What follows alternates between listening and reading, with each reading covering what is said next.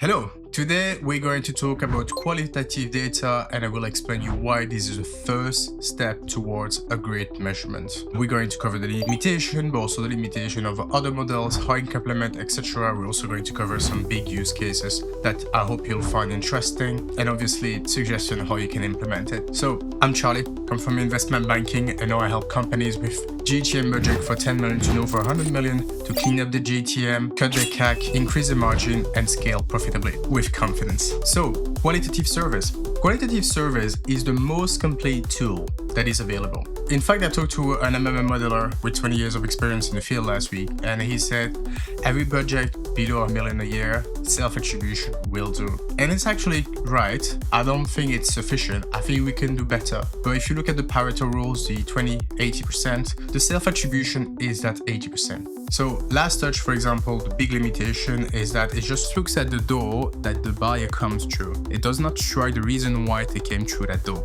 So last touch attribution is obviously very misleading and should have been used. Even unfortunately today, still 66% of companies report on last touch attribution. The other big measurement method that is used is multi-touch attribution. And obviously, again, it's just the how, it's not the why. And also it only covers the bottom of the funnel. I know a lot of non-scrupulous MTA vendors claim that you can track the entire buyer journey. It's absolutely not true. This is basically a lie. So actually self-attribution can help you to cover this and we'll cover this in our use case. Least but not last, GeoTest and MMM, very in fashion at the moment, but MMM do struggle with long consideration journeys. I'll go through use case exactly and show you why. And what most of them miss is the word of mouth. Word of mouth is the most profitable channel. First of all, with high ticket, you'll see that word of mouth is actually one of the top channels. Very often, people, when there's a lot of money on the line, people ask their peers for review, and marketing has much lower impact to that. The problem is that when you use MTA, for example, you attribute everything to digital marketing touches, which is very incorrect because the real ROI is actually much lower.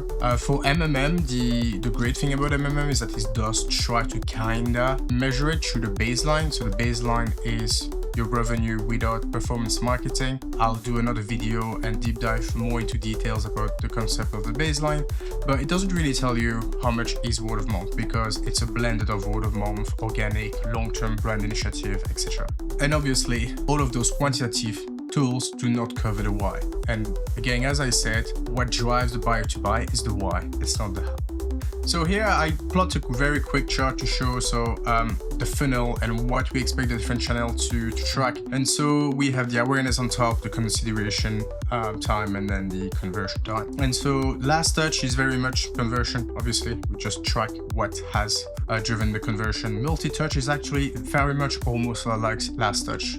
We're going to cover this. The problem is that we claim that we can join those touch points together, which is absolutely not true. And that's why of the big pitfalls on multi-touch attribution is that if you use MTA, a great thing that you need to do is to ask your vendor how many journey you have with one touch point. And that usually shows you the situation in your MTA. Those are often like a lot of those touch points. Sometimes it's like more than 50% end up like single touches because it's very difficult to join those touch points together. The only one that you really can join to the revenue is really the bottom line. Now, MTA can be very useful for sales team. I use it for lead scoring. It helps to understand how warm a buyer journey is. It's great because at that stage, the buyers are really interacting a lot on your assets, so it's easier to track. But all of that is awareness and consideration often like is not on your assets, and so obviously you can't track it. Then we have MMM and GeoTest. They are capable to see more of the buyer journey, but the problem is that we're not covering the entire thing. So for example, when you run a GeoTest, you feed it with revenue, so you understand deep back to the revenue. But only the people who are going to buy now are going to buy. And so we are missing like this massive part of awareness in your campaigns that GeoLift and MMM is not able to track. Most of the awareness pass will actually end up in the consideration funnel. Most of the baseline is actually that awareness impact that the MMM can't track. We'll dive into the details of the problem of long consideration journey with GeoTest and MMM in a second. And qualitative data actually has a much bigger view, and we'll see a lot of people complain that we can't rely on humans. Human forget. I will show you that quantitative data can have a much shorter memory than than human memories. That being said, qualitative data and MMM can work very well together. For example, you can inform your MMM, the requires of your MMM with qualitative data. So the first, obviously, the claim about against qualitative data is that we can't trust qualitative data under the reason that we can't trust the response, which is true, but we can't trust a single data point neither. And so this is why we apply to statistics. So that claim is to me very interesting, because that means that we shouldn't be trusting single numbers neither. So anything that we do quantitatively shouldn't be trusted neither. So it's obviously like not a good claim. Jacob Bernoulli, the founding father of probability theory, who was the first one to mention the concept of large numbers, would actually agree with that. And so what I'm showing here on the slide is that you can draw distribution. A single response is not what's important. What we are looking for is trends in the data. And so even if the data looks very messy on the left, you can actually draw some distribution to see more or less where the percentage of contribution is the more likely. Obviously here we haven't looked into specific events, but for example, if you launch a specific event, what you can do also is to run this distribution and see if you can start to see like any changes over time in the response. One thing is that you need a sufficient amount of number. So one thing though that you need to consider is that you need the sufficient data to run those distributions. So very often it's better to use weekly or monthly, or if you're a smaller company, than daily data. Also, this you look at the self-attribution response are just like a hypothesis creature. So nothing tells you that you should just stop there. You can then look into outcomes via GeoTest if you have a shorter consideration journey or session tracking. So one big important point that we're going to cover here is the limitation and GeoTest in a case of long consideration journey. So what I did here is that we have an event happening end of December here, and this event had $5,000 impact on our baseline. The only thing is that on the left we have a product with a very short consideration journey that closed within a week, and then on the right we have a much longer consideration that closed within 60 days. So what happens when you have a long consideration journey is that you're not going to have all the revenue coming up like at some point later. It usually means that you're going to have some revenue happening earlier, some revenue happening later, and so on. So everything is much flatter. And that's where the problem is that if you look at the bottom of this chart, you'll see that on the left, it's much easier to visually see the impact than on the right, although we have $5,000 added revenue impact on both sides. And so when you run a difference in difference here, you can see that the model is capable to detect a lift of 4,900 with a p-value of approximately 0, which means that the model was very good at grasping the impact. The problem on the right side is that you have a p-value of 0.26. That means that the test is inconclusive. That means that the model is not capable to detect the difference between the signal and the noise. And that is usually where a lot of MMM and GeoTest will fail. 80% of GeoTests are actually failing, and that's one of the main reasons why is because GeoTests are very good at short-term impact but very bad at long-term impact. This is where actually qualitative data, self-attribution is actually working better than MMM and GeoTest. Now, as I said, you can make them work together. You can add your self-attribution, for example, a result into the MMM as a prior, or you can run GeoTest on events happening before the revenue. It can be a sign-up, it can be a demo request, and so on. That's the main issue here. I will cover D2C brand, a use case that I had for a 9-figure D2C brand. The brand was using MTA, and they had 3 strong drivers, which was Google, shopping, and retargeting. All of them are very bottom of the funnel. So obviously everything that is the graph, the knowledge graph and everything was absolutely not working. It doesn't work well cross-device, and now buyers are buying cross-device. The result is that we had weak drivers, which was Meta and TikTok. Combined, those weak drivers were 2%. And we had also no tracking of word of mouth. Then what we did is that we implemented self-attribution. We started to look into it. And what we did is that word of was about 30%, Meta was 25%, TikTok was 15%. And this is why you start to see the disconnect, is that the channel that were mentioned in the self-attribution, 70% of the time only represented 2% of the MTA. And it was not a cheap MTA, that was a 20 grand amount of MTA. The only one where they both agree was the shopping, where usually we work with users who are already ready to buy, so you're very much into the bottom of the funnel.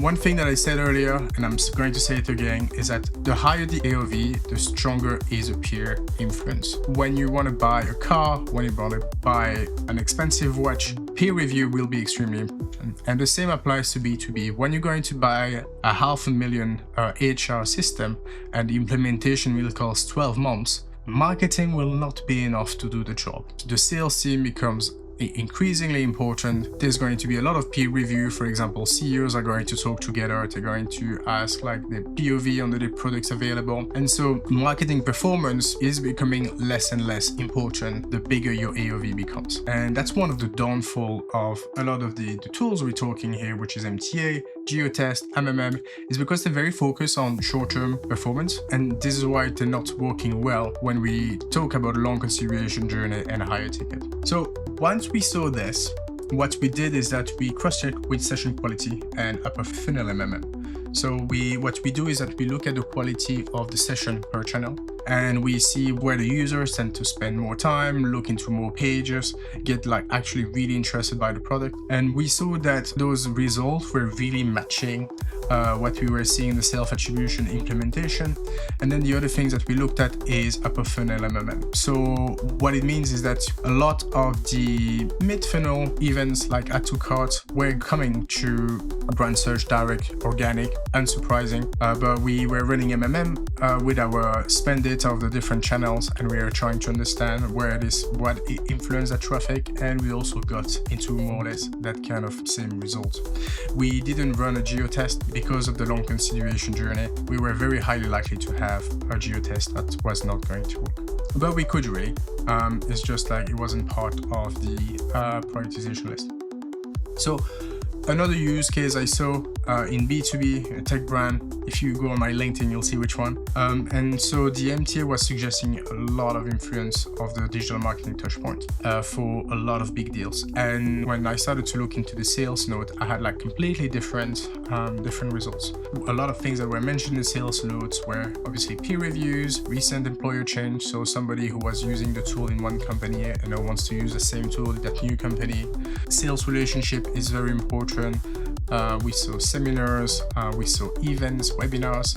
All of these were very often mentioned in sales note when the sales were asking why they were coming to us. And obviously, when you look at multi-touch attribution to the same deals, you will see something completely different, like touches on brand search, touches on retargeting, LinkedIn impression, and so on. This is when I really saw the massive disconnect between MTA and the reality. This is why marketing started to lose a seat at the table, is because the sales team actually have a direct connection with the buyer. And so when you come back to them and explain them the marketing touch point and tell you know what the buyers have told them, you start to create a massive disconnect. So obviously, qualitative data has limitation. If you look into self-report attribution, often the person is going to mention one channel, but there could be a cross-channel impact. You can't really evaluate the impact of retargeting. Although there's a whole question of like, is retargeting important? It is less important that most of marketers spend on. The reason why we're spending too much on retargeting again is because of MTA. Retargeting always looks great on an MTA dashboard, but when we start to run a GeoTest and things, the real impact of retargeting is highly questionable. Also, when you look at sales notes, etc. But yes, you can't make the difference. Another one is that you have channel information. You really have, except if it's an event, but if we talk about digital marketing, often you have channel information, not like campaign information. The limitation also is human input. So obviously humans are prone to errors as we have outliers and numbers. It's the same problem really, but yes, and this is why you need to use statistic. You can't really track by revenue line, by sales and say, oh, that person said this, that person said this, that person said this. It will be right in the majority of the cases, but sometimes it will be wrong. This is why you need to use statistics and you look at distribution. Also, the limitation is data manipulation. It's extremely important that you don't use drop-downs. The reason why you shouldn't use drop-downs is because you create a bias. And also, when you put a free text instead, people who do not want to answer, you're just going to put a dot, a space, like a typo. If you put a drop down, you incentivize people to pick the first solution. And this is what I saw in one of the B2Bs, that we had tons of affiliates. And the reason is because the drop down was sorted alphabetically. And when we sort it in the other way, we start to see affiliate going down. So yes, and we'll go back to the free text. So qualitative surveys implementation. So I mentioned self-attribution, and then I also mentioned sales notes. So these are the two ways you can really implement it. So self-attribution is a question like, how did you hear about us? It's important to place it where you can track the email, so later you can match it with revenue, and also not too high in the funnel. So sign up or post-purchase. If you're a bit worried to impact the purchase, when you ask a question, just ask right after it. You'll have less response, but at least there's no impact at all. A company has run like some testing and didn't see any difference between the two. If you're worried, just put it after the purchase. And yes, use free text, not drop down. People are a bit worried about using free text because then they don't know how to use that data. It's unstructured. That is true. But now we have AI, and LLM is very good at going through text and categorize everything. So this is how we handle it. And then the other way you can look into deeper information is sales calls and surveys. So the question can be, how did you hear about us? Why now? Etc. That really can help you to understand the why. Now, if you have already asked, how did you hear about us in another form, try to avoid to ask it twice. It bothers the people a bit, so that's something we should try to avoid doing. And then you have the gut level. I found like the best thing ever is if your company uses Fathom, Gong, or now Google has the video transcript, you run that through AI, you ask a question, and this is amazing because often even if the questions are at the beginning of the sales note transcript, the prospect might end up giving more information later on or give more context. So those transcripts are actually gold mines, and it's one of the best measurement tools available. And that is it, really. So yeah, self-attribution is the first and most important step to understand what drives your revenue and your bottom line. Again, I would not stop there, but if you don't have it, you need to have it. And if you use MTA and you don't have self-attribution, please do it, and you'll see the disconnect between what MTA tools say and what the reality is on the field. Please subscribe. If you have any video suggestion, if there's a subject you want me to cover more deeper, just let me know and I'll come back to you. See you.